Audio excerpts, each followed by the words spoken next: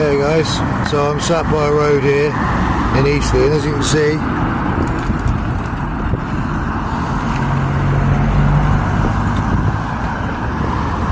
there seems to be something that's been put out outside Teller's. I don't think she's building an empty area or whatever in Eastleigh, but basically it's something about homeless people. Seems to be the way at the moment. We don't seem to get a fair shake of the yeah, that's quite amusing. You could have just come to the bus station and filmed me like the documentary, huh? Still, as you can hear, it's busy out here, so obviously I don't sleep here, but I do still sleep in the bus station. I do have paperwork to say from Hampshire Constabulary that I was supposed to get my own evidence, and then I had another one saying, well, all there seems to be here is information about dispute with a neighbour, which was how the whole damn thing started. Now, excuse me, Shan, obviously it's quite loud, but the fact of the matter is that that's what it is. Now, I can't have my rights because I'm not from this town, I don't have a local connection. What I do have a local connection is Andover with my children, who apparently don't want to see me because of Sarah Jane and her friends and their criminal activities.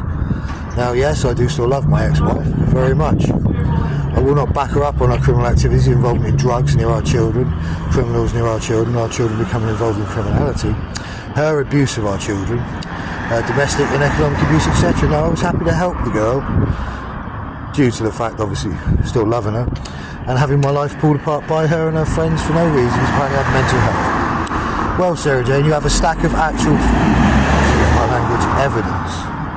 I think it's about time you used it. This is a joke. You've destroyed my life because I protected you and our children. You have ignored the actual science I've sent you. The science said you. The actual science. Scientific fact. People have been prosecuted around the world. China, Russia, even in this country for using it against people to listen in and damage neighbours. But you haven't listened because you're so big-headed. Is that right, Sarah Jane? Or is your head so buried up your own backside that you can't see common sense for what's the good of our children, who are apparently the people you don't want to put first?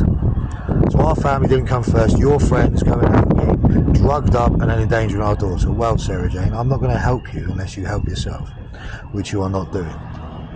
Your refusal to contact me, act amicably, or even sort out things sensibly has now pushed this to the point where you will be prosecuted to a full extent of the law. I do love you, but I'm not going to help you until you help the kids, which you haven't. You've helped your friends with false allegations of child abuse, etc., which you knew to be false yourself. You've allowed certain people who are nothing but bullies in Andover, and you will be dealt with bullies, believe me. And I mean that, mate, dude, whoever you think you are. To me, you're nothing. You're a bully, a liar, and a criminal. The whole world's going to see that, and I'm looking forward to it. Still, yeah, so apparently now there's things about homeless people everywhere. Interesting, isn't it? It's time the laws changed and rights were actually given to us properly. Yeah, because we're the ones who will actually help people across the road. Oh, here you go, mate. Oh, here you go, here you go. We're the ones still with human characteristics. Would you lot play with your technology? Isn't that fun?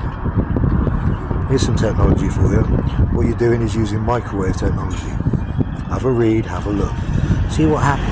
Microwave, saying can cause cancer, vasoconstriction, can aid in people's death if they have inoperable brain tumours, or can aid in people losing limbs by vasoconstriction. Think about that, Sarah Jane.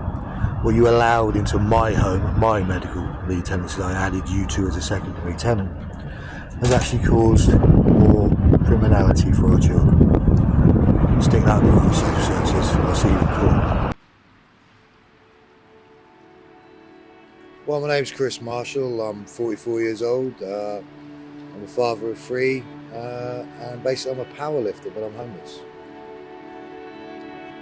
Well, my day schedule kind of starts off pretty the same every day. I get up in the morning, I have to roll up my bed, put away my sleeping stuff. I get up, I go literally to the local coffee shop, give myself a cup of tea or whatever, depending on whether I've got money. Obviously, the best thing about being homeless is you can never guarantee to have money.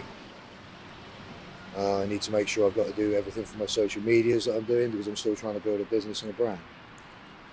After I've done that, I then literally see if I need to get washing done or anything like that. Then it's a case of eating food, relaxing for a little bit, going to the gym to train, so that way I make sure my mental health stays well, because obviously it's the biggest thing for me is mental health living on the street. My favourite part of the day used to be the gym, obviously, when I had somewhere to live. Nowadays, it's getting a shower, believe it or not. You have no idea when you're living outside and you're literally, even in the gym, you're surrounded by people all day, every day. It's lovely if you're a social person, and I am. But the fact of the matter is, every now and then, you really need that little bit of solitary time. My least favourite part of the day is waking up first thing in the morning in the bus station. Obviously, if you're lucky enough to get a whole night's sleep without buses coming in, you've got to deal with people turning up throughout the night, which is their job anyway. So for them, it's just doing their job. But if you're trying to sleep, it's a total different thing. At the moment, as ridiculous as it sounds, my aspirations are, spending longer than a week in a hotel or something, or getting literally somewhere to live.